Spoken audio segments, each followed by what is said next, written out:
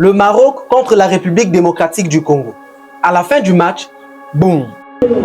La bagarre s'éclate. Les joueurs et les coachs sont devenus incontrôlables. Sur des réseaux sociaux, il y a eu des polémiques, des injures et des divisions entre fans.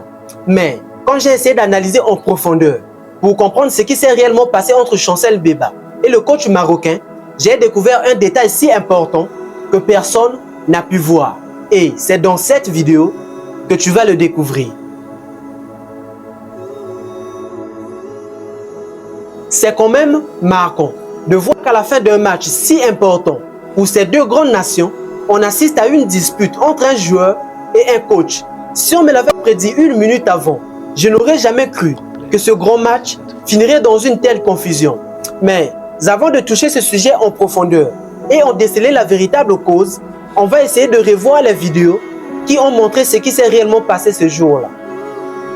Dans ce premier extrait, les choses ne sont pas trop claires parce qu'on n'a pas pu entendre ce qui se sont dit.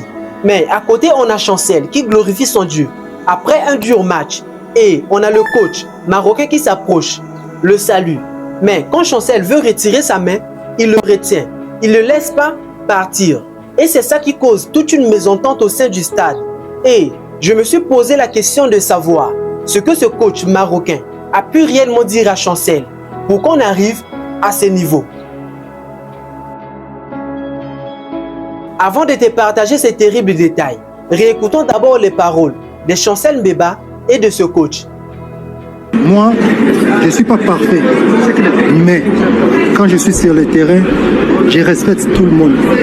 Respect, c'est réciproque. Vous pouvez juste nous raconter juste l'action, s'il vous plaît. Je ne sais pas. Moi, je respecte les coachs et les grands messieurs.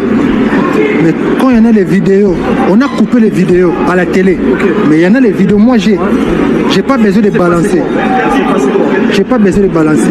Moi, j'ai pris mon temps de glorifier mon Dieu. Non. Mais nous, on veut savoir justement. Moi, le plus important, je garde mon silence. C'est mieux. C'est pas bien. Moi, je suis comme ça. Vous connaissez. Parce que moi, quand je joue dans les foot, je joue normal comme tout le monde. Je ne suis pas super joueur. Mais je ne croyais pas cette mot-là, ça va sortir dans les coachs, dans sa bouche. Il a sorti quoi justement? Je ne sais pas. Lui-même va parler. C'est plus important. Okay. Quand on entend Chancel parler, on sent qu'il est profondément touché par ce qu'il avait entendu. Et surtout, il y avait tous ces joueurs marocains qui couraient après lui. Mais malgré ça, malgré tout, il décide de garder son calme.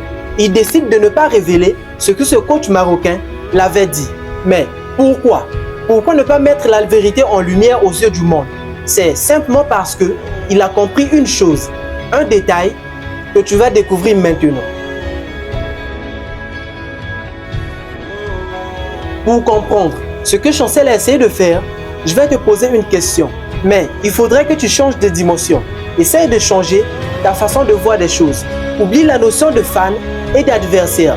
Parce que le véritable but de la CAN n'est pas de mettre en confrontation les nations ou mesurer leurs forces. Le but principal est de les rassembler, renforcer les liens amicaux qui existent entre nations, afin qu'elles soient une, afin qu'elles forment un seul corps, une seule personne.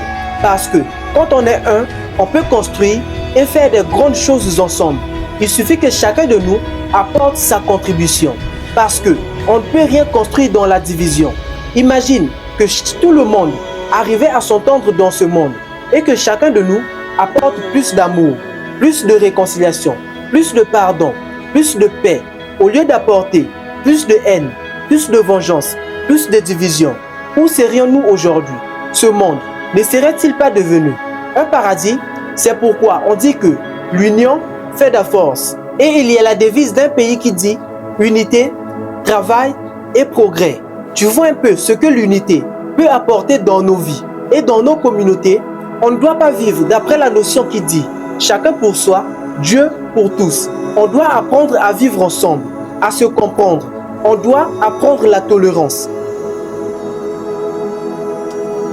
La question que j'aimerais te poser, c'est que si ton frère te fait du mal, t'insulte, t'offense, te fait quoi que ce soit, est-ce que tu vas te mettre devant les médias du monde entier en criant « Oh, regardez, il m'a fait ceci, cela, il est méchant » au lieu de l'appeler et trouver un point d'accord que chercher à construire des murs au lieu des ponts. Essaie de réfléchir à cela. Parce que, pour moi, la paix est meilleure que la plus juste des guerres. Tu sais pourquoi? Parce que quand on opte pour la paix, en réalité, ce n'est pas avec notre ennemi qu'on fait paix, mais on fait paix avec nous-mêmes. Et quand tu es en paix avec toi-même, toutes ces voix démoniaques qui murmuraient au fond de toi s'éteindront et la voix de ton esprit recommencera à souffler au fond de toi et te guider vers ta mission de vie.